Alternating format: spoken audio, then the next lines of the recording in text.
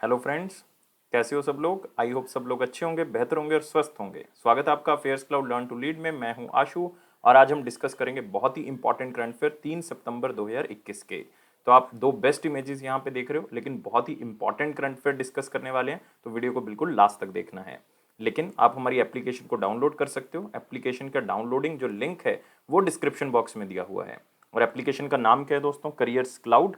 और उसके बाद आप लॉगिन करेंगे डाउनलोड करने के बाद और क्रैक करंट अफेयर्स के ऊपर क्लिक कर सकते हैं 1 साल या फिर 2 साल की सब्सक्रिप्शन बाय करने के लिए।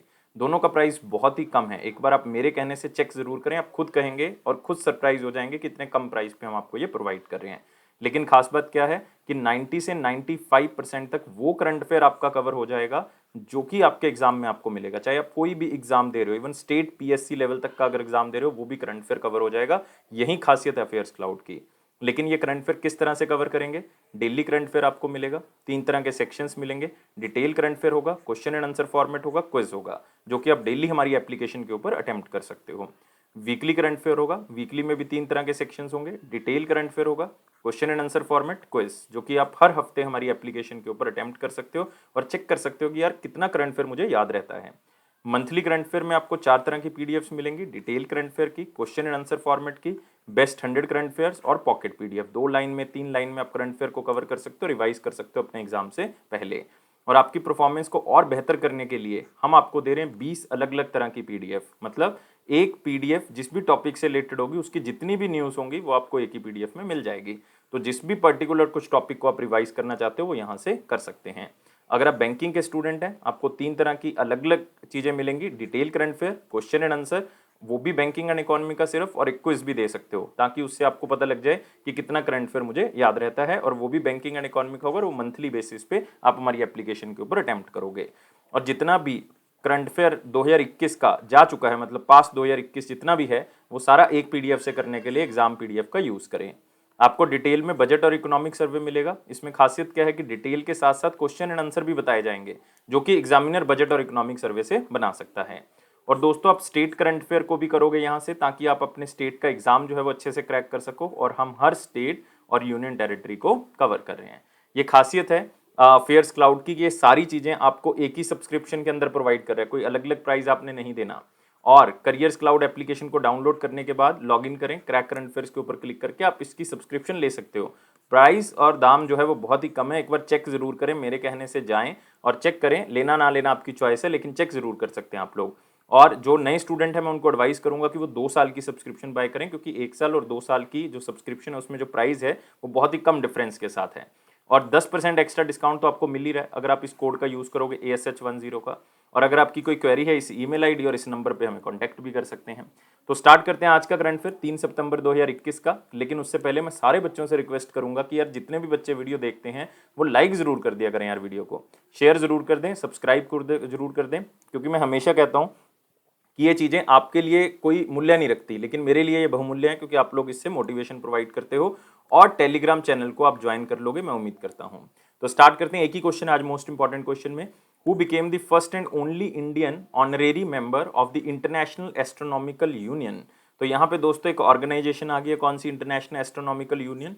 और उसका जो सदस्य है ऑनरेरी तौर पे किसको बनाया गया है? कौन सा इंडियन? और ऐसा पहली बार हुआ है कि किसी इंडियन को बनाया गया है, और उसका नाम है दोरजे आंगचुक। याद रखना है, आंसर क्या होगा? बी होगा। और कौन सी यूनियन टेरिटरी से बिलोंग करते हैं? लद्दाख से बिलोंग करते हैं। ये याद रखना, आप फोटो देख सकते हो, याद रहेगा आपको। लद्दाख के दोरजी आंगचुक जो हैं वो पहले इंडियन हैं जो एज ए मेंबर बनाए गए हैं इंटरनेशनल एस्ट्रोनॉमिकल यूनियन के। और दोरजी आंगचुक जो कि आप कह सकते हो कि लद्दाख के अंदर जो है वो अलग अलग तरह की चीज़ें को प्रमोट कर रहे हैं, और उनको एक तरह का ऑनरेरी मेंबर का सदस्य जो है वो यहाँ पे बनाया गया है। और दोरजे आंगचुक जो है वो अभी इंडियन इंस्टीट्यूट ऑफ एस्ट्रोफिजिक्स जो कि लद्दाख के अंदर है वहाँ पे काम भी कर रहे हैं। और उनको इंटरनेशनल एस्ट्रोनॉमिकल यूनियन की तरफ से जो है वो एस्ट्रो फोटोग्राफी के ऊपर काम करने के लिए जो है वो नामांकित किया गया है इस यूनियन के अंदर एज ए सदस्य। और इंटरनेशनल एस्ट्रोनॉमिक यूनियन जो है वो ऑनर करता है उन इंडिविजुअल्स को जो कि एस्ट्रोनॉमिकल रिसर्च के ऊपर काम करते हैं, मतलब उनको जो है वो मेंबर बनाता है। इनके साथ 10 लोगों को और भी जो है वो क्या बनाया गया है? मेंबर बनाया गया है। तो यहाँ पे हमारे लिए ऑर्गेनाइजेशन इंपॉर्टेंट हो जाती है दोस्तों। इंटरनेशनल एस्ट्रोनॉमिकल यूनियन ये वर्ल्ड वॉर 1 के बाद 1919 में बनाई गई थी, और इसका हेडक्वार्टर कहाँ पे है? पेरिस, फ्रांस के अंदर। और ऐसी ही एक जो ऑर्गेनाइजेशन है वो इंडिया के अंदर भी है, जो आप कह सकते हो एस्ट्रोनॉमिकल यूनिट्स के ऊपर काम करती है, जो है astronomical society of India. Astronomical society of India आप कह सकते हो 1972 में उसका गठन जो है वो इंडिया के अंदर किया गया था। लेकिन दोस्तों दो क्वेश्चन मैं आपको बताना चाहूंगा जो कि बहुत इंपॉर्टेंट है। एक तो नाम आपने याद रखना है वेन्नू बापू। वेन्नू बापू, ये नाम क्यों इंपॉर्टेंट है? क्योंकि इनको कहा जाता है father of modern Indian astronomy. Modern Indian astronomy का इनको फादर कहा जाता है, याद रखना है। ये तो इंडियन बेस्ड हो गया, लेकिन अगर आपको वर्ल्ड लेवल पे पूछ लें तो आपने आंसर क्या देना है? फिर आपने देना है निकोलस कॉपरनिकस। कौन सा देना है? Nicholas Copernicus. ये नाम आप अपने दिमाग में जो है वो गांठ बांध लें, क्योंकि ये बहुत जरूरी है कि आपको पता होना चाहिए। फादर ऑफ मॉडर्न एस्ट्रोनॉमी कौन है? Nicholas Copernicus. और father of modern Indian astronomy कौन है? वेन्नू बापू। और दोस्तों बाकी जो ऑप्शंस आप देख रहे हो यहाँ पे ये भी इंपॉर्टेंट है। अपूर्व चंद्रा आप देख रहे हो, ये अपॉइंटमेंट मैं आपको बहुत बार करवा चुका हूं कि ये चेयरमैन बनाए गए हैं गवर्निंग बॉडी के, किसके? इंटरनेशनल लेबर ऑर्गेनाइजेशन के। शंभुनाथ श्रीवास्तवा रिसेंटली चेयरमैन बनाए गए हैं किस ऑर्गेनाइजेशन के या बॉडी के? ये Indian federation of United Nations association, उसके हेड बनाए गए, चेयरमैन बनाए गए हैं।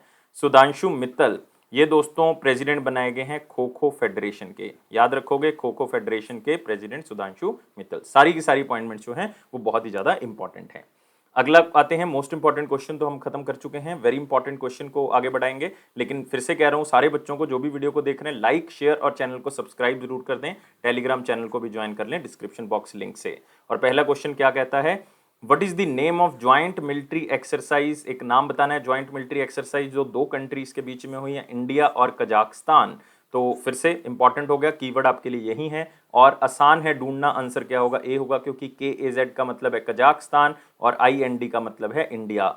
और 2021 में और कहाँ पे ये एक्सरसाइज हुई? ये कजाकिस्तान के अंदर ये एक्सरसाइज हुई है। और ये 5th एडिशन है दोस्तों इस एक्सरसाइज का। इससे पहले ये एक्सरसाइज 4 बार हो चुकी है और इंडियन आर्मी की तरफ से 90 सोल्जर्स ने जो है वो क्या किया, इसके अंदर पार्टिसिपेट किया है। कितने दिन चलेगी? 10 दिन जो है ये एक्सरसाइज चलेगी, जिसमें दोनों आर्मी के जो यूनिट्स होंगे वो काउंटर टेररिज्म ऑपरेशंस करेंगे, अपने एक दूसरे की डायरेक्शंस को शेयर करेंगे और एक दूसरे के रिलेशन को भी जो है वो मजबूत करेंगे।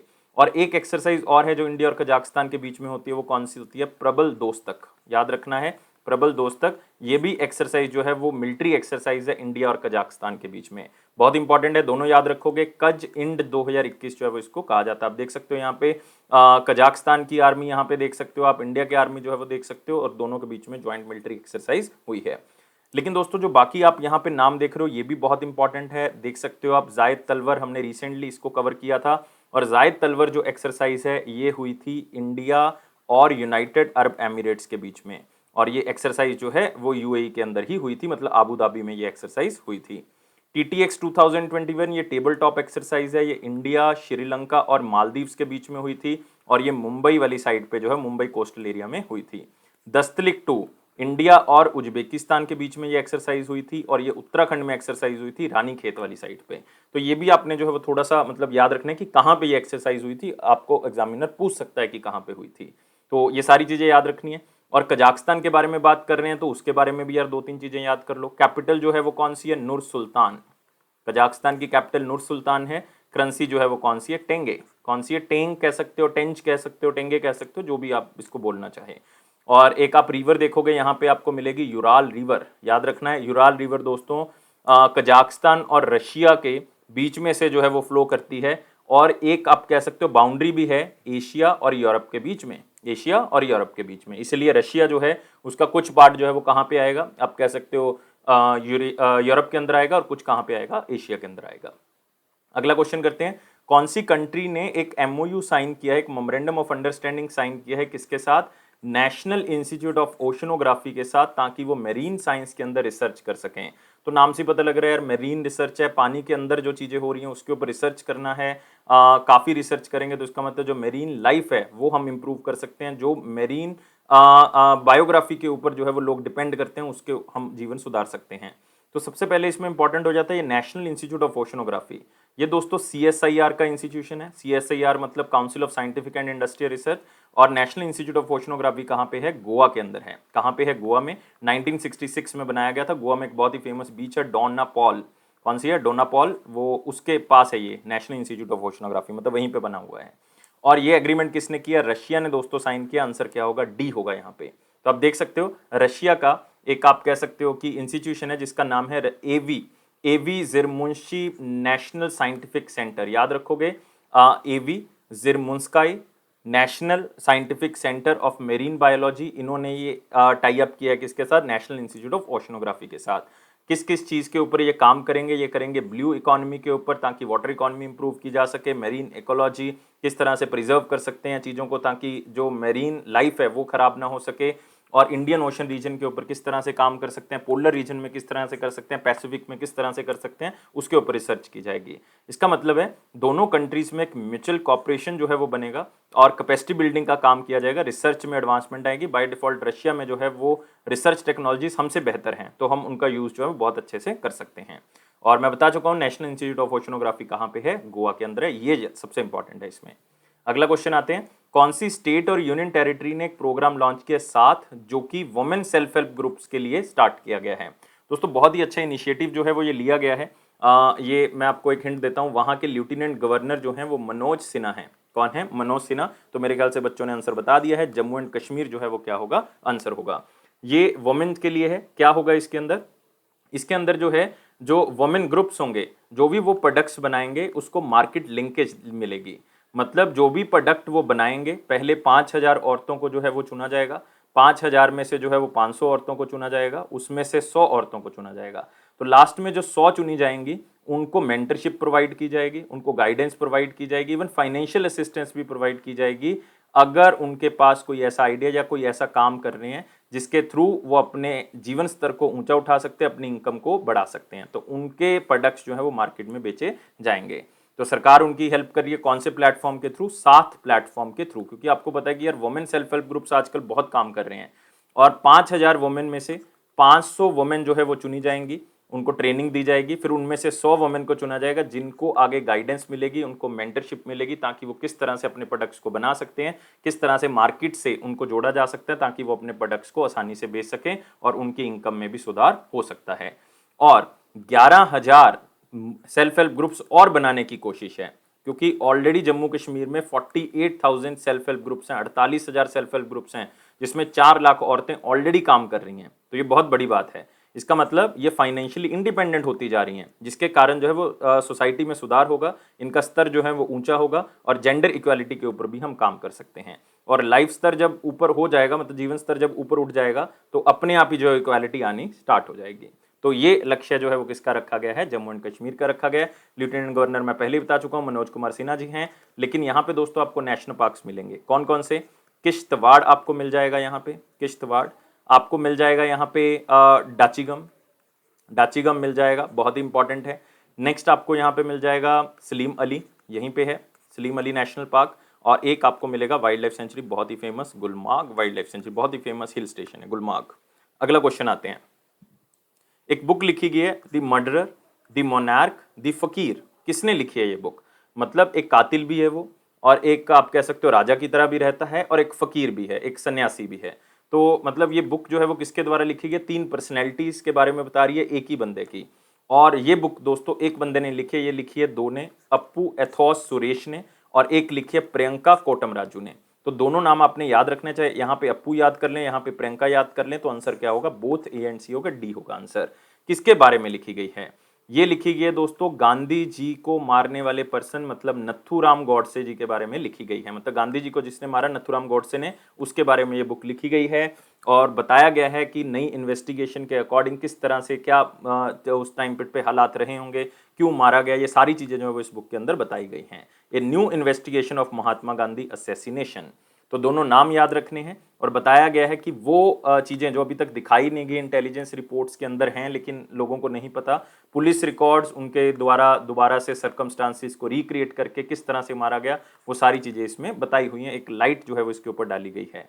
और ये भी बताया गया कि किस तरह से जो प्रिंसली स्टेट्स आज़ादी से पहले जो आप कह सकते हो कि राजा रानी होते थे, तो किस तरह से वो जो है वो इंडिपेंडेंस के बाद कैसे आगे बढ़े, किस तरह से वो मर्ज हुए इंडिया के अंदर, और किस तरह से जो मिलिटेंट राइट विंग था, जो आप कह सकते हो कि लोग वायलेंस करते थे, वो किस तरह से जो है वो आज़ादी के बाद कहाँ पे गए, किस तरह से वो इंडिया के अंदर आए या कब बाहर चले गए, तो उसके बारे में भी रोशनी जो है यहाँ पे डाली गई है। ये बुक जो है वो गांधी जी के मरने के बारे में, असैसिनेशन है, जो कि गांधी जी का 30 जैन 1948 को देहांत हो गया था। तो नथुराम गॉडसे ने वहाँ पे गोलियां मारी इनको और इनका देहांत हो गया। तो ये बुक 1 अक्टूबर 2021 को रिलीज की जाएगी, गांधी जी के बर्थडे के एक दिन पहले। और ये बुक जो है वो आप कह सकते हो कि अलग अलग चीज़ों के ऊपर रोशनी तो डाल रही है और अलग अलग इवेंट्स भी जो है वो बता रही है कि कैसे ये सारा जो है वो एक कड़ी जुड़ रही है कि किस तरह से गांधी जी की डेथ हुई। लेकिन यहाँ पे एक ऑथर का आप नाम देख रहे हो, धवल कुलकर्णी। दोस्तों ये मतलब इंपॉर्टेंट है, इन्होंने भी एक बुक लिखी है सिर्फ गांधी जी के इसी असैसिनेशन के ऊपर, और ये है नथुराम गोडसे। बुक का नाम है दोस्तों ये Nathuram Godse, the true story of Gandhi assassin. Gandhi assassin, तो ये याद रखनी है क्योंकि दोनों बुक्स ही जो है वो गांधी जी के बारे में है और इंपॉर्टेंट है ये नथुराम गोडसे वाली बुक। अगला क्वेश्चन आते हैं दोस्तों, कौन सी स्टेट ने सोलंग फेस्टिवल जो है वो स्टार्ट कर दिया है? तो इसमें दो तीन चीजें आपने याद रखनी है कि ये सोलंग फेस्टिवल जो है, ये कीवर्ड, ये 5 दिन का ये इवेंट है, ये स्टार्ट हो चुका है। हर दिन कुछ ना कुछ किया जाता है, मैं आपको 5 दिन बता दूंगा कि क्या क्या होता है, लेकिन आपने वो याद नहीं रखना, सिर्फ उसी स्टेट के स्टूडेंट याद रखेंगे। और एक ट्राइब है दोस्तों, आदि ट्राइब, जो कि नॉर्थ ईस्टर्न स्टेट्स में पाई जाती है, लेकिन इसका जो एरिया है वो अरुणाचल प्रदेश भी है, तो इसलिए ये अरुणाचल प्रदेश में जो है वो मनाया गया। तो याद रखना है सी जो है वो इसका आंसर होगा। तो सोलंग फेस्टिवल अरुणाचल प्रदेश में स्टार्ट हो चुका है। आदि ट्राइब के लोग जो हैं वो इस फेस्टिवल को मनाते हैं। ये फसल आप कह सकते हो कि अच्छे से हो सके उसके लिए जो है वो किया जाता है, बीज को बोके की फसल अच्छी हो उसके लिए किया जाता है ये। और पहले दिन जो है वो सलंग गिदी दोगिन जो है वो किया जाता है। इसका मतलब क्या होता है कि इस दिन प्रेपरेशंस जो है वो स्टार्ट हो जाती हैं पूरे त्यौहार की। और दूसरे दिन जो है वो मेन दिन होता है सेलिब्रेशन का, जिसमें एनिमल सेक्रीफाइसेस किए जाते हैं। तीसरे दिन जो है वो बिनायत बिनाम होगा, जिस दिन जो है वो उनके जो आप कह सकते हो लोकल गॉड हैं उनकी पूजा की जाती है ताकि ज़्यादा से ज़्यादा फसल हो सके। जो चौथा दिन होगा उसमें अक्तोर ऑफ एकोपा, जो कि आप कह सकते हो कि धनुष बाण जो है वो बनाए जाते हैं ताकि कल को अगर कोई वॉर हो जाए हमारी ट्राइब के साथ तो हम लड़ सकें, उसके बारे में बताया जाता है। और पांचवें दिन जो है वो एक रिलीजियस लीडर और पेरिस्ट, आप कह सकते हो मीरी कहा जाता है उसको, किसी पंडित को, तो उनको जो है वो आप कह सकते हो कि भेजा जाता है अलग अलग जगह पे, और साथ में जो इनके ट्रेडिशनल गाने हैं डांसेस हैं वो किए जाते हैं और त्योहार को खत्म कर दिया जाता है। तो इस तरह से ये 5 दिन में पूरा त्यौहार जो है वो सेलिब्रेट किया जाता है। लेकिन आपने याद रखना है ये त्यौहार आदि ट्राइब जो कि अरुणाचल प्रदेश से बिलोंग करती है तो वहाँ पे इसको सेलिब्रेट किया जाता है, और सोलंग फेस्टिवल ये याद रखेंगे। और अरुणाचल प्रदेश दोस्तों आप कह सकते हो कि चीफ मिनिस्टर यहाँ के आप याद रखोगे, नाम है पेमा खांडू जी, और गवर्नर यहाँ के brigadier BD Mishra ji, retire हो चुके हैं अब तो। और वाइल्ड लाइफ सेंचुरीज आपको यहाँ पे मिल जाएगी, ईटानगर मिल जाएगा यहाँ पे, Itanagar wildlife sanctuary, Kamlang wildlife sanctuary मिल जाएगी यहाँ पे आपको, दिबांग वाइल्ड लाइफ सेंचुरी मिल जाएगी। एक आपको यहाँ पे बायोस्फीयर रिजर्व मिलेगा, दिहांग दिबांग बायोस्फीयर रिजर्व। दिबांग जो है वो ट्रिब्यूटरी है देहांग की, देहांग जो है वो ब्रह्मपुत्र को कहा जाता है।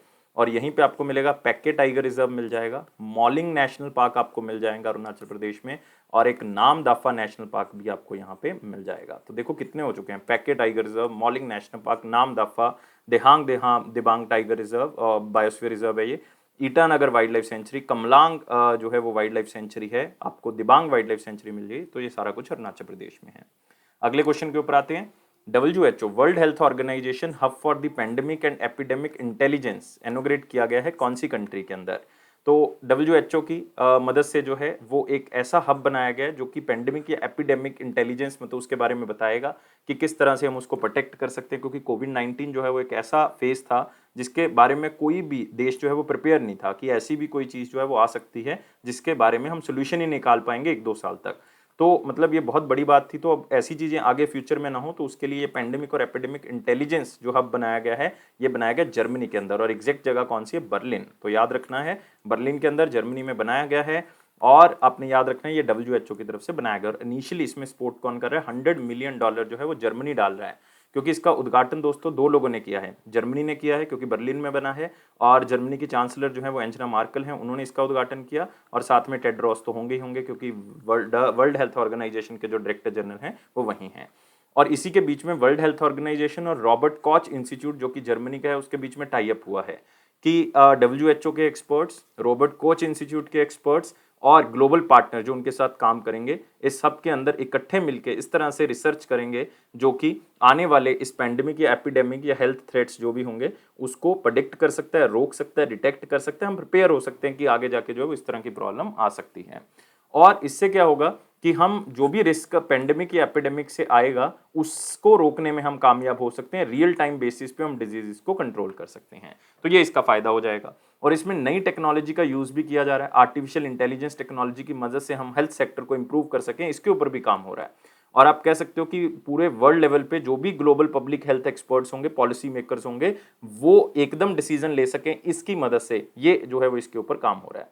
तो आप कह सकते हो कि सिर्फ अपने जो याद रखना है वो ये याद रखना है कि ये हब किसने बनाया है। तो अगर कंट्री पूछ लें तो जर्मनी की हेल्प से बना है। $100 मिलियन उन्होंने डाले हैं। WHO तो है ही है। और WHO के बारे में याद रखना आपने, 1948 में बनाया गया था इसको। 194 कंट्रीज मेंबर हैं इंक्लूडिंग इंडिया। इंडिया भी मेंबर है इसका। और हेडक्वार्टर जो है वो कहाँ पे है? जिनेवा के अंदर, स्विट्जरलैंड में। अगला क्वेश्चन आते हैं, कौन से इंस्टीट्यूट ने बनाया है या लॉन्च किया है ई सोर्स नाम का एक प्लेटफॉर्म, जिससे हम ई वेस्ट को क्या कर सकते हैं? ट्रैक कर सकते हैं। क्योंकि पूरे वर्ल्ड लेवल पे India third largest electronic waste producer है दोस्तों, इलेक्ट्रॉनिक वेस्ट प्रोड्यूसर है। तो एक ऐसा पोर्टल जो है वो उसका निर्माण कर दिया गया है, एक ऐसा ऑनलाइन पोर्टल निर्माण कर दिया गया है जिसके थ्रू ई वेस्ट को आप सेल भी कर सकते हो, परचेज भी कर सकते हो, ताकि पूरी इकोनॉमी के अंदर वो सर्कुलेट होता रहे और उसका वेस्ट जो है वो हम किसी तरह से यूज कर सकें। और ये नेक काम किसने किया है? IIT मद्रास ने। तो सी आंसर होगा। और इसकी अभी टेस्टिंग चल रही है IIT मद्रास के अंदर। और IIT मद्रास का एक यूनिट है जिसको कहते हैं Indo German centre for sustainability, उसने जो है वो इसको डेवलप किया है। तो ई वेस्ट को किसी ना किसी तरह से रोकना है। तो ई सोर्स जो है वो एक ओपन सोर्स प्लेटफॉर्म है ताकि ट्रैक और रिकवरी की जा सके इलेक्ट्रॉनिक वेस्ट की, कि किसने जो है वो ये वेस्ट छोड़ा है, कौन रिकवरी कर रहा है। मतलब कह सकते हो कि चाहे वो फॉर्मल सेक्टर है चाहे इनफॉर्मल सेक्टर है, वो दोनों को आपस में यहाँ पे जोड़ेगा कि वो ई वेस्ट को रिसाइकल कर सकते हैं हम किसी तरह से। और जो हेजार्डियस ई वेस्ट है जो बहुत ज़्यादा नुकसान कर सकता है, वो दोबारा से इकॉनमी में घूम सके और इससे हम $50 बिलियन इकॉनमी में बचा सकते हैं।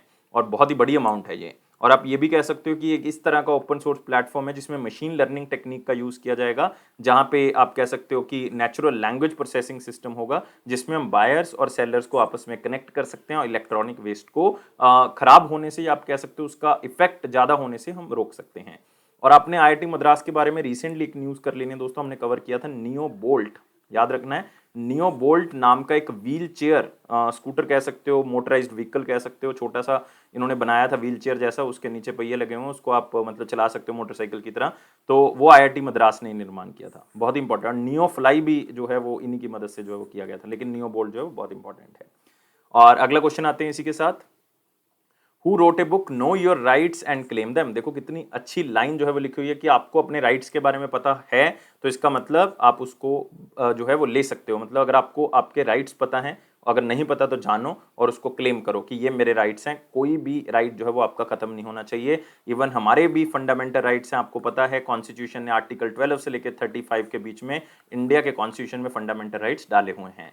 कौन से पार्ट में आता है? ये पार्ट 3 ऑफ द कॉन्स्टिट्यूशन में आता है। हमने फंडामेंटल राइट का कंसेप्ट कहां से लिया? USA के अंदर। और इंडिया में करंट लोगों को कितने फंडामेंटल राइट्स मिल रहे हैं? 6 फंडामेंटल राइट्स मिल रहे हैं।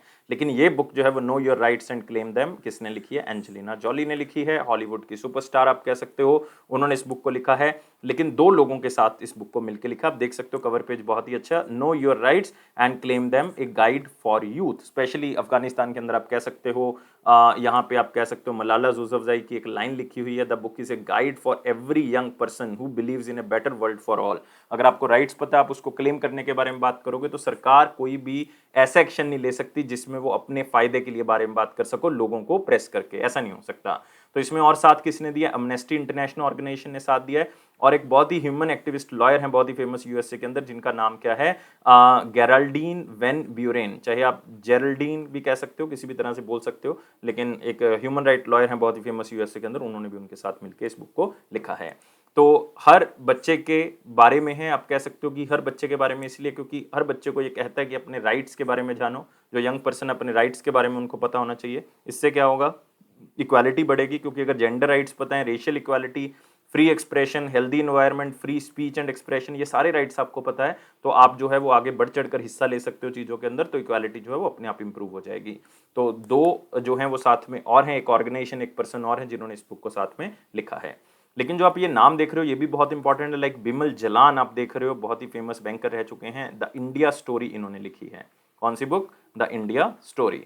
नेक्स्ट राकेश ओम प्रकाश मेहरा, बॉलीवुड इंडस्ट्री का एक बहुत बड़ा नाम। The stranger in the mirror इन्होंने बुक लिखी है। The stranger in the mirror, ये बुक इन्होंने लिखी। ताहिरा कश्यप खुराना जो आयुष्मान खुराना की वाइफ है, इन्होंने लिखी थी the seven since of being a mother, of being a mother, तो ये बुक इन्होंने लिखी थी। तो याद रखनी है, तीनों ही इंपॉर्टेंट हैं।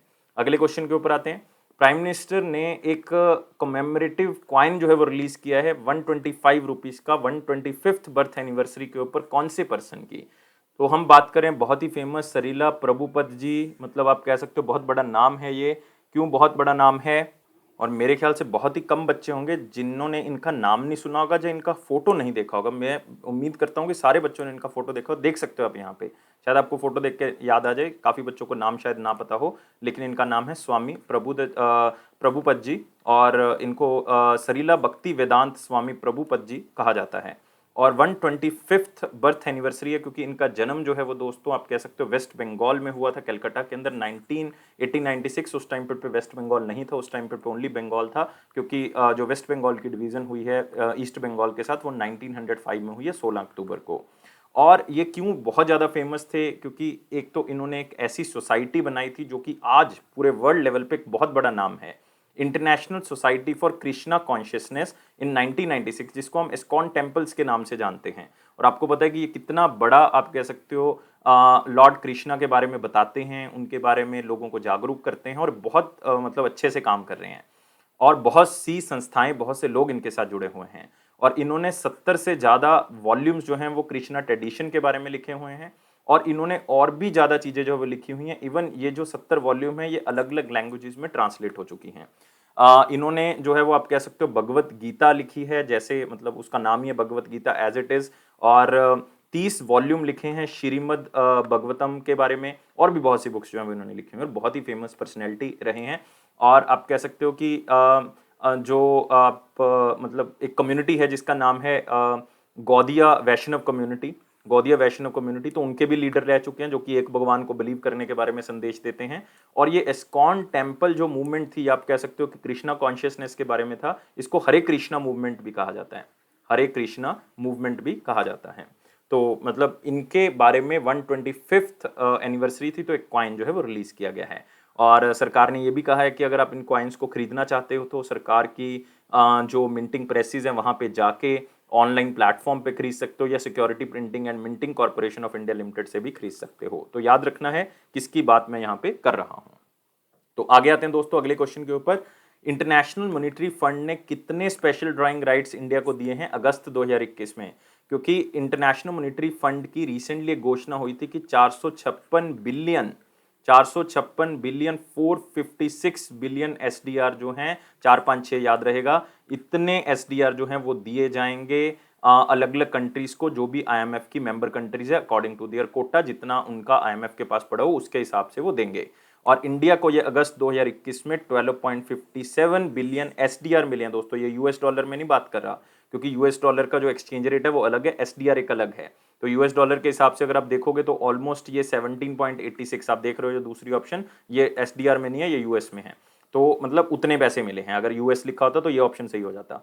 तो आपने एसडीआर में ही याद रखना है, क्योंकि वो तो एक्सचेंज रेट जो यूएस के साथ होगा वो तो चेंज होता रहेगा। तो 12.57 बिलियन एसडीआर जो है वो इंडिया को मिले, जो कि एक बहुत बड़ी अमाउंट है। तो इंडिया के कोटा के अकॉर्डिंग जो है वो ये पैसा मिला है, इंडिया का जितना शेयर है उसके हिसाब से पैसा मिला है। और इंडिया का अभी भी जो है वो कुछ शेयर जो है वो वहाँ पे ऑलमोस्ट पड़ा हुआ है, लाइक आप कह सकते हो $20 बिलियन जो है वो ऑलमोस्ट जो है वो पड़े हुए हैं वहाँ पे। तो आईएमएफ के बारे में यहाँ पे याद रखेंगे, ये सिर्फ फैक्चुअल डाटा है जो आपने याद रखना है। आईएमएफ 1944 में बनाया गया था, और इसका हेडक्वार्टर वाशिंगटन डीसी है, United states of America. Managing director जो है वो क्रिस्टीना जॉर्जिवा हैं, और 190 कंट्रीज इसकी मेंबर हैं। लेटेस्ट ऐड हुई थी अंडोरा। और वाशिंगटन डीसी जो है वो इसका हेडक्वार्टर है, ये भी आपने याद रखना है। और इसके साथ ही वर्ल्ड बैंक को भी बनाया गया था। कई बार पूछ लेते हैं ब्रेटन वुड ट्विंस किसको कहा जाता है, तो वर्ल्ड बैंक और आईएमएफ को ब्रेटन वुड ट्विंस कहा जाता है, लेकिन वर्ल्ड बैंक की मेंबर कंट्रीज कितनी है? 189। तो ये याद रखना है। अगला आते हैं दोस्तों क्वेश्चन, जो कि पिक्चर से करोगे, बहुत ज्यादा इंपॉर्टेंट नहीं कहूंगा, लेकिन सिर्फ एक इंफॉर्मेशन आपके लिए कि national mission on clean Ganga और एक इंस्टीट्यूशन है जिसका नाम है SAIARD, इसका मतलब है south Asia institute for advance research and development. तो ये दोनों इंस्टीट्यूशंस में टाई अप हुआ है ताकि हम जो नया यूथ है आप कह सकते हो, जो रिसर्चर्स हैं, उनको इकट्ठा कर सकें, रिसर्च को बूस्ट कर सकें और कैपेसिटी बिल्डिंग प्रोग्राम जो है वो कर सकें, ताकि हम जो रिवर्स हैं उनको बहुत ही अच्छे से क्लीन कर सकें। और वो अगर नया यूथ होगा, नई जनरेशन होगी, तो वो नए आइडियाज़ लेके आएंगे तो उसको अच्छे से कर सकते हैं। तो यही है और इसमें कुछ नहीं है, और इकट्ठे काम करेंगे ताकि एक river basin management program declare कर सकें। जियोस्पेटियल टेक्नोलॉजी मतलब हम मैप के ऊपर देख सकें, तो उसके थ्रू जो है वो हमें पता लग सके कि कहाँ पे जो है वो खराब है एरिया, उसको साफ करना है, तो उसके बेसिस पे ये काम करेंगे। मतलब एक तो ये इंस्टीट्यूशन और national mission on clean Ganga दोनों मिलके जो है ईस्टर्न रीजन इंडिया के अंदर जो है वो रिवर्स को साफ करने का काम करेंगे, नई टेक्नोलॉजी, नई जनरेशन, नए रिसर्चर्स के साथ मिलके। सिंपल। इसमें सबसे इंपॉर्टेंट है national mission on clean Ganga. दोस्तों national mission on clean Ganga को रजिस्टर किया गया था मिनिस्ट्री ऑफ जल शक्ति के अंदर, और 2011 में इसको रजिस्टर किया गया था, और इसका मेन काम था कि गंगा और उसकी ट्रिब्यूटरीज को साफ करना है और उसकी सहायक नदियों को क्या करना है, साफ करना है। और नेशनल गंगा रिवर बेसिन जो है एक अथॉरिटी भी बनाई गई थी इसके लिए, और इसका हेडक्वार्टर दिल्ली है। लेकिन जो national mission on clean Ganga है उसके डायरेक्टर जनरल कौन है, राजीव रंजन है। कौन है, राजीव रंजन मिश्रा, पूरा नाम है राजीव रंजन, याद कर लें। और जो south Asian institute of advance research and development है, ये generally micro small and medium industries के अंडर आती है और उनकी तरफ से सर्टिफाइड है, नीति आयोग वैसे इसको देखता है, और इसका हेडक्वार्टर जो है वो आपको वेस्ट बंगाल के अंदर मिलेगा। बस इतना ही याद रखना है, और इसमें क्वेश्चन में कुछ खास इंपॉर्टेंट नहीं है, सिर्फ इतना ही याद कर लें। नेक्स्ट क्वेश्चन है, रिसेंटली समर्थ प्रोग्राम जो है वो न्यूज में दिख रहा था, ये किस सेक्टर से रिलेटेड है? क्योंकि समर्थ जो प्रोग्राम है उससे क्या अचीव किया उसके बारे में जो है वो रिसेंटली बताया गया है। इसके आजकल यूनियन मिनिस्टर जो है वो पीयूष गोयल जी हैं, लेकिन इससे पहले जो यूनियन मिनिस्टर थी वो स्मृति ईरानी थी। तो आप आइडिया लगा सकते हो कि किसकी बात कर रहा हूं मैं, टेक्सटाइल की कर रहा हूं, तो आंसर बी होगा। तो मिनिस्ट्री ऑफ टेक्सटाइल ने जो है एक इन्फॉर्मेशन दिया कि हमने 1500 आर्टिजन्स को ट्रेन किया इसके अंदर, जो कि 63 अलग अलग समर्थ सेंटर्स के अंदर जो है वो लगे हुए थे। और समर्थ प्रोग्राम का दोस्तों इनिशिएटिव ये था कि हमने टेक्सटाइल सेंटर के अंदर जो ट्रेनिंग प्रोवाइड करनी है, ताकि जो आर्टिजन्स हैं उनको काम मिल सके, वो अलग जगह पे जाके काम करेंगे, उनका जो जीवन स्तर है वो ऊंचा उठेगा। यही समर्थ प्रोग्राम का क्या था, लक्ष्य था। और ये स्कीम टेक्सटाइल मिनिस्ट्री की तरफ से इंप्लीमेंट की गई थी, और इसमें जो भी लोग काम करते थे या जिनको ट्रेनिंग दी जाती थी उनकी प्लेसमेंट भी करवाई जाती थी, उनको अलग अलग चीज़ें सिखाई जाती थी ताकि वो अलग अलग सेक्टर में काम कर सकें। और समर्थ जब बनाया गया था तो इसका लक्ष्य था कि 2017 से लेकर 2020 तक 10 लाख लोगों को हमने जो है वो सक्षम बनाना है। इसमें 1300 करोड़ रुपीस का प्रावधान रखा गया था। सिर्फ इस क्वेश्चन को उतना ही याद रखें जितना आपको यहाँ पे दिख रहा है। अब आते हैं इंपॉर्टेंट क्वेश्चंस के ऊपर, लेकिन वीडियो को लाइक, शेयर और चैनल को सब्सक्राइब जरूर कर दें, और दोस्तों टेलीग्राम ग्रुप को भी ज्वाइन कर लें डिस्क्रिप्शन बॉक्स से। और क्वेश्चन क्या है, pension fund regulatory and development authority ने मैक्सिमम एज को इंक्रीज कर दिया नेशनल पेंशन सिस्टम में दाखिल होने के लिए। पहले 65 साल की उम्र तक ही जो है वो आप इसमें दाखिल हो सकते थे, और 70 साल तक आप पैसे को इसमें डाल सकते थे। लेकिन अब इसकी एज को बढ़ा दिया गया है 5 साल तक दोनों तरफ। अब 70 साल तक आप एंट्री ले सकते हो इस स्कीम के अंदर, और 75 साल तक पैसा इसमें डाल सकते हो। इसका मतलब आंसर क्या होगा, 65 से कितनी कर दी है आयु, 70 साल कर दी गई है। तो ये चीज आपने याद रखनी है। एंट्री एज में इंक्रीज कर दिया है, और एग्जिट नॉर्म्स को भी थोड़ा सा रिवाइज कर दिया, लेकिन आपने सिर्फ याद रखना है पहले 18 से 65 तक इसमें एंटर हो सकते थे, अब 18 से 70 तक है एंटर हो सकते हो। इसमें कोई भी इंडियन है, रेजिडेंट है, नॉन रेजिडेंट है, ओवरसीज सिटीजन ऑफ इंडिया है, 65 से 70 की आयु में जो है ज्वाइन कर सकते हैं, और कंटिन्यू कर सकते हैं एनपीएस अकाउंट को 75 साल तक, मतलब 5 साल ज्यादा तक आप क्या कर सकते हो, कंटिन्यू। पहले 65 साल तक होता था, 70 साल तक कंटिन्यू कर सकते हैं, अब 70 साल हो गए तो 75 साल तक इसको कंटिन्यू कर सकते हो। और दोस्तों इसमें कभी भी जो ऑलरेडी जो है वो क्लोज कर चुके हैं अपने अकाउंट को, वो दोबारा से ओपन कर सकते हैं, क्योंकि ये फैसिलिटी जो है वो बढ़ा दी गई है। और इसमें याद रखना है PFRDA, pension fund regulatory development authority, जो 2003 में बनाई गई थी, और इसके करंटली चेयरपर्सन जो है वो कौन है, सुप्रीतम। कौन है, सुप्रीतम नहीं, प्रतिम, सुप्रतिम, याद रखना है, सुप्रतिम बंदोपाध्याय ये नाम है। थोड़ा सा मुश्किल लग रहा है, लेकिन फिर भी याद रखना है सुप्रतिम। और ज़्यादा इंपॉर्टेंट भी नहीं है, क्योंकि इस ऑर्गेनाइजेशन के बारे में हम इतना ज़्यादा न्यूज़ में नहीं पढ़ते, तो कभी कभी आता है, यही न्यूज़ पहले भी हमने कवर की थी एक बार। अगला क्वेश्चन आते हैं, who will be head of 5 member committee on the new umbrella entity licences recently created by RBI। तो इसमें सबसे जो इंपॉर्टेंट वर्ड है वो ये है, न्यू अम्ब्रेला एंटिटी क्या होता है। न्यू एम्ब्रेला एंटिटी दोस्तों वो ऑर्गेनाइजेशन होगी जो कि नॉन प्रॉफिट बेस पे काम करेगी, जैसे एनपीसीआई कर रहे हैं, national payment corporation of India. तो अभी सारी पेमेंट्स को कौन देखता है? National payment corporation of India देखता है। तो वो कहता, आरबीआई कहता कि ऐसे और ऑर्गेनाइजेशंस आए जो कि एनपीसीआई की तरह जो है वो एक नए पेमेंट मेथड्स लेके आ सकें, ढूंढ सके, नए आइडियाज लेके आ सकें, लेकिन इसमें रिस्क फैक्टर बढ़ सकता है। तो उस रिस्क फैक्टर को कम करने के लिए इन्होंने एक कमेटी बनाई है, और उस कमेटी का नाम जो है वो 5 मेंबर कमेटी का नाम क्या है? वासुदेवन कमेटी। तो हेड कौन है? पी वासुदेवन, जो कि चीफ जनरल मैनेजर हैं किसके? आरबीआई के अंदर। बहुत से चीफ जनरल मैनेजर होते हैं आरबीआई के अंदर, तो ये एक हैं। तो मतलब उनके नाम पे जो है वो इसको रखा गया है। और पहले जो है वो कहा गया था कि न्यू अम्ब्रेला एंटिटी में अगर कोई दाखिल देना चाहता है तो वो 31 मार्च तक दे सकता है, लेकिन रिस्क फैक्टर को देखते हुए इसमें रोक लगा दी गई थी। फिर अब जो है वो आप किस तरह से एटीएम को यूज़ कर सकते हो, नई पीओएस मशीन्स बनाई जा सकती हैं, पेमेंट सेटलमेंट जल्दी हो सके, तो उसके लिए जो है वो इनको कहा जाता है न्यू अम्ब्रेला एंटिटी। अगर कोई दाखिल करना चाहता है कर सकता है, लेकिन इस कमेटी के रिकमेंडेशंस आने के बाद, क्योंकि सरकार इसको देखेगी। और 2 बैंक्स जो है वो न्यू अम्ब्रेला एंटिटी जो है वो ज्वाइन नहीं कर सकते। तो एसबीआई नहीं कर सकता, एक यूनियन बैंक ऑफ इंडिया भी नहीं कर सकता, क्योंकि ये ऑलरेडी एनपीसीआई के अंदर हैं। मतलब एनपीसीआई के अंदर जो है वो शेयर होल्डर्स हैं, इसलिए इनको दाखिल करने की अनुमति नहीं है। लेकिन बाकी जो नाम देख रहे हो दोस्तों, ये भी बहुत इंपॉर्टेंट है, ये भी रिसेंटली कमेटीज अपॉइंट की गई हैं। जैसे रणबीर सिंह आप देख रहे हो, ये रणबीर सिंह जो हैं वो वाले नहीं है, एक्टर नहीं है रणबीर सिंह, ये मैं बात कर रहा हूँ, एक बहुत ही फेमस लॉयर भी कह सकते हो आप, लेकिन मिनिस्ट्री ऑफ होम अफेयर्स की तरफ से इनको अपॉइंट किया गया था। ये एक कमेटी है जो कि क्रिमिनल लॉ के बारे में देखेगी, क्रिमिनल लॉ के बारे में। उषा थ्रोट कमेटी बहुत ही इंपॉर्टेंट है दोस्तों, आरबीआई ने इसको अपॉइंट किया था, और 20 मेंबर की एडवाइजरी कमेटी थी म्यूचुअल फंड्स के ऊपर। अरुण गोयल, अरुण गोयल जो है मिनिस्ट्री ऑफ हैवी इंडस्ट्रीज और आप कह सकते हो पब्लिक एंटरप्राइज के बारे में, जो कि अलग अलग हो चुकी है अब। तो 22 मेंबर एक इंटर मिनिस्ट्रियल कमेटी जो है वो बनाई गई थी, जो कि कैपिटल गुड्स सेक्टर को देखेगी, तो मतलब उसके बारे में बनाई गई है। तो याद रख सकते हो, खास करके बैंकिंग के जो स्टूडेंट है उनमें क्वेश्चन ये आ सकता है।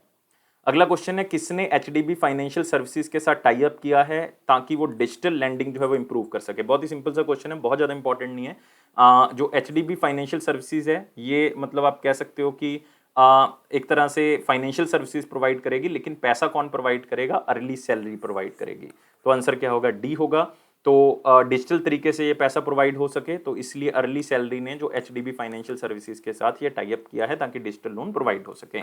तो चाहे वो फाइनेंस देना है, चाहे ऑन बोर्डिंग करनी है, चाहे कस्टमर सपोर्ट करनी है, ऑनलाइन हो सके, तो एचडीबी फाइनेंशियल सर्विसेज जो हैं वो अर्ली सैलरी का साथ देगी। अर्ली सैलरी आप कह सकते हो बहुत ही फेमस कंपनी है, जो 2 मिलियन लोन्स ऑलरेडी दे चुकी है, और 1 मिलियन लोन्स जो है वो फाइनेंशियल ईयर 22 में देने का इन्होंने वादा भी किया है। अब आर्टिफिशियल इंटेलिजेंस, मशीन लर्निंग के थ्रू नए तरीके से जो है वो ये लोन देंगी, लेकिन एचडीबी फाइनेंशियल सर्विसेज के साथ मिलके।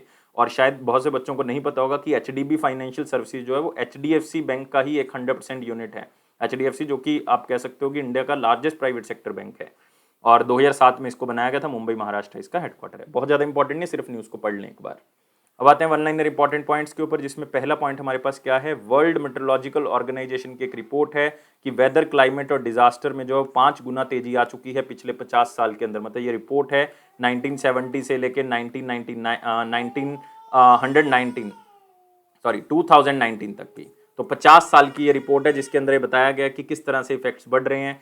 पिछले 50 साल के अंदर 5 गुना इफेक्ट बढ़ चुका है, और वेदर और क्लाइमेट का जो इफेक्ट है वो बहुत ही ज़्यादा तेजी से आगे बढ़ रहा है, और अब लगातार होते जा रहे हैं। जैसे साइक्लोन्स आपने देखा कि लगातार आ रहे हैं, तो इसका इफेक्ट बढ़ रहा है। Central board of direct tax ने नोटिफाई किया है कि इनकम टैक्स रूल्स जो हैं उसमें चेंज किया जाएगा, जो कि प्रोविडेंट फंड से रिलेटेड है। अगर प्रोविडेंट फंड में 2.5 लाख या 5 लाख से ज़्यादा है तो टेक्निकल है, लेकिन आपने याद नहीं रखना, कोई बहुत ज़्यादा इंपॉर्टेंट नहीं है। नेक्स्ट आते हैं 2 डिपार्टमेंट्स है हमारे पास। एक है DHD, department of animal husbandry and dairying की बात कर रहे हैं, जो कि ministry of fishery, animal husbandry और डेयरिंग के बीच में आता है। और एक है मिनिस्ट्री ऑफ रूरल डेवलपमेंट, जिन्होंने रूरल इकोनॉमिक ग्रोथ के बारे में चर्चा की। आप यहाँ पे देख सकते हो, department of animal husbandry and dairying, department of rural development, और इन दोनों ने मिलकर एक एमओयू साइन किया है ताकि सेल्फ हेल्प ग्रुप्स को आगे बढ़ाया जा सके। और पशुपालन को बहुत ही अच्छे से हम इंप्रूव कर सकते हैं, क्योंकि बात हो रही है रूरल एरिया की, तो वहाँ पे पशुपालन एक्टिविटीज़ ज़्यादा हैं। तो वहाँ पे क्या बनाया गया? एक ए हेल्प नाम से एक सेल्फ प्रोवाइडर्स ग्रुप बनाया गया है, और इस ए हेल्प का मतलब है accredited agent for health and extension of live stock production, इसका ये मतलब है। और इसमें होगा क्या कि ये पूरे इंडिया लेवल पे होगा, और जिनको लाइव स्टॉक के बारे में बहुत ही अच्छी नॉलेज है उनको एक तरह का एजेंट बना दिया जाएगा कि आप बाकियों को भी ये जानकारी देंगे। मतलब जिनको ऑलरेडी ट्रेनिंग मिल चुकी है दीनदयाल अंत्योदय योजना, नेशनल रूरल लाइवलीहुड मिशन के तहत कि किस तरह से पशुपालन करना चाहिए, किस तरह से खेती करनी चाहिए, तो एज ए हेल्प वर्कर के तौर पे उनको रजिस्टर कर लिया जाएगा और फिर वो आगे जो है वो ये जानकारी और लोगों को भी प्रोवाइड करेंगे। इससे रूरल डेवलपमेंट जो है वो हो सकती है। तो सिंपल सा क्वेश्चन है, बस इसको सिर्फ एक बार पढ़ना है कि डिपार्टमेंट ऑफ जो एनिमल हस्बेंड्री है हमारे पास, ये किसके अंडर आता है, ये ministry of fishery, animal husbandry और डेयरी, जिनके यूनियन मिनिस्टर कौन है, परषोत्तम रुपाला जी। परषोत्तम रुपाला जिन्होंने रिसेंटली ई गोपाला एप्लीकेशन को भी लॉन्च किया था और इनकी कॉन्स्टिट्यूएंसी गुजरात है। और मिनिस्ट्री ऑफ रूरल डेवलपमेंट के बारे में आपको पता ही है और रूरल इकोनॉमिक ग्रोथ के बारे में ये हुआ है।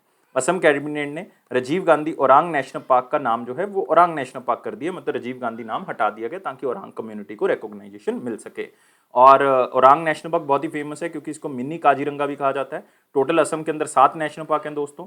दहिंग पटकाई है यहाँ पे रायमोना नेशनल पार्क, ये रिसेंटली ऐड किए गए, छठा और 7वां नेशनल पार्क, ये 7वां है, ये छठा है। और काजीरंगा आपको यहाँ पे मिल जाएगा, बहुत ही फेमस काजीरंगा। मानस आपको यहाँ पे मिलेगा। यहीं पे आपको ओरांग तो हो ही गया, तो कितने हो गए, ओरांग, दहिंग, रायमोना 3 4 5, और एक मिलेगा आपको यहाँ पे नामेरी नेशनल पार्क, और एक हमारे पास रह गया दिब्रू सैखोवा। ये 7 नेशनल पार्क मिलेंगे। और असम के जो गवर्नर हैं वो जगदीश मुखी हैं और असम के चीफ मिनिस्टर जो हैं वो हिमंत बिस्वा शर्मा हैं। नेक्स्ट, वर्ल्ड कोकोनट डे 2 सितंबर को मनाया गया। तो इसमें ज़्यादा से ज़्यादा दिन ही पूछ सकता है क्योंकि थीम नहीं पूछेगा, थीम बहुत बड़ा है, लेंथी है, तो नहीं पूछेगा। अदरवाइज थीम क्या है, building a safe, inclusive, resilient and sustainable coconut community एमिड covid pandemic and beyond. और कोकोनट मतलब आपको बहुत ज़्यादा लाभ देता है, उसी के बारे में अवेयरनेस क्रिएट करनी है कि किस तरह से आपकी हेल्थ के लिए बेनिफिट है और किस तरह से कमर्शियल बेनिफिट भी है। और 2 सितंबर 2021 जो है वो ये 13th कोकोनट डे जो है वो सेलिब्रेट किया गया। नेक्स्ट है ज़रोदा, जो आप कह सकते हो कि ब्रोकिंग प्लेटफॉर्म है, इंडिया का one of the largest broking platform है। सेबी की तरफ से उनको परमिशन मिल गई है कि वो एसेट मैनेजमेंट कंपनी बना सकते हैं, मतलब सिंपल कह सकते हो कि वो म्यूचुअल फंड अब बेच सकते हैं, म्यूचुअल फंड इंडस्ट्री के अंदर अब अपने म्यूचुअल फंड लॉन्च कर सकते हैं, सिंपल है। तो ज़रोदा जो है आप क्या याद रखोगे, एक इंडिया की लार्जेस्ट रिटेल ब्रोकिंग कंपनी है, काफ़ी लोगों के मोबाइल एप्लीकेशन होगी उनकी, तो वहाँ से वो शेयर्स को परचेज करते हैं, सेल करते हैं, तो अब म्यूचुअल फंड्स भी वहाँ से वो ले सकते हैं और अपने म्यूचुअल फंड्स को लॉन्च कर सकते हैं। और ज़रोदा को 2010 में बनाया गया था। इसके फाउंडर और चीफ एग्जीक्यूटिव ऑफिसर जो हैं वो नितिन कामत हैं, नितिन कामत, और इसका हेडक्वार्टर बेंगलुरु में है। अब आते हैं question of the day. Question of the day क्या कहता है दोस्तों, 2 सितंबर का हमारे पास क्वेश्चन क्या था, वो था which among the following is the oldest dynasty, सबसे पुरानी डायनेस्टी जो है वो इसमें से कौन सी थी। तो एक एक करके देख लेते हैं। अगर मैं एक एक करके यहाँ पे लिखता हूँ तो मौर्य डायनेस्टी का अगर मैं टाइम पीरियड देखूंगा तो ये 322 से लेके ऑलमोस्ट 185 बिफोर क्राइस्ट तक रही है। मतलब आप कह सकते हो बिफोर जीसस क्राइस्ट से पहले जो है वो मौर्य डायनेस्टी आ चुकी थी और इसके फाउंडर कौन थे, चंद्रगुप्त मौर्य। गुप्ता डायनेस्टी का दोस्तों जो टाइम पीरियड रहा है वो एडी में रहा है, तो इसका मतलब ये तो आंसर हो नहीं सकता क्योंकि 320 से लेके 550 एडी तक जो है इनका टाइम पीरियड रहा है, मतलब ये बहुत बाद की बात होगी। और इसके फाउंडर आपको पता ही है श्रीगुप्त थे। कुशन डायनेस्टी जो कि आप कह सकते हो 75-78 के आसपास बिफोर क्राइस्ट में स्टार्ट हुई, लेकिन इसका अंत जो है वो एडी में हुआ। तो ये मतलब आप कह सकते हो मौर्य के बाद जो है वो आप इनका स्थान लिख सकते हो इन ऑप्शंस के अंदर में से। और कुशन डायनेस्टी की जो स्थापना है वो किसने की थी, ये कुजुल कदफिसिस ने की थी। किसने, कुजुल कदफिसिस ने। और कनम डायनेस्टी एक ब्राह्मण डायनेस्टी थी, इसकी स्थापना भी जो है वो 75 बिफोर क्राइस्ट के आसपास जो है वो की गई थी।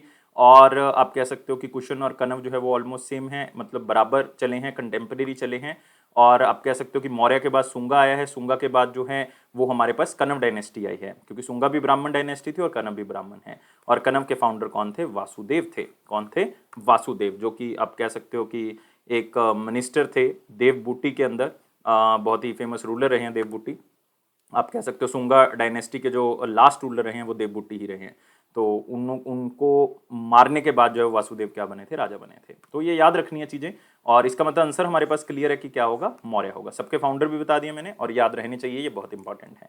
क्वेश्चन ऑफ द डे के ऊपर आते हैं, किसने सबसे पहले गोल्ड कॉइन्स को स्टार्ट किया था, कौन से वंश के राजाओं ने जो है वो गोल्ड कॉइन इशू किए थे, इन ऑप्शंस में से बताना है। और साथ में मुझे कमेंट में बताइए कि सिल्वर भी किसने इशू किए थे, ये भी आपने मुझे बताना है, मैं वेट करूंगा आपके आंसर की। और लाइक करना है यार वीडियो को, शेयर करना है और सब्सक्राइब करना है। और जितने भी बच्चे वीडियो को देख रहे हैं वो लाइक जरूर कर दिया करो यार, वीडियो को शेयर जरूर कर दिया करें, चैनल को सब्सक्राइब जरूर कर दो, बेल बटन को प्रेस कर दे। बेनिफिट ये होगा कि नोटिफिकेशन ऑन टाइम मिल जाएगा। और ये अफेयर्स क्लाउड का प्रॉमिस है ही आपके साथ कि ये आपका जनरल अवेयरनेस सेक्शन जरूर स्ट्रॉन्ग करेंगे। एक महीना एक बार फॉलो करके देख लो, अगर ना आपको ठीक लगे आप अनफॉलो करके जा सकते हो, डिसलाइक देके जा सकते हो, लेकिन मेरा आपसे वादा है कि आप जरूर दूसरों को भी रिकमेंड करोगे। अगर एक महीना क्या, आप एक हफ्ता भी फॉलो करके देख लो, आप खुद जो है वो अपने आप में जो है वो चेंज जो है महसूस करोगे। और टेलीग्राम ग्रुप से आप जो ग्रुप है वो ज्वाइन कर लो।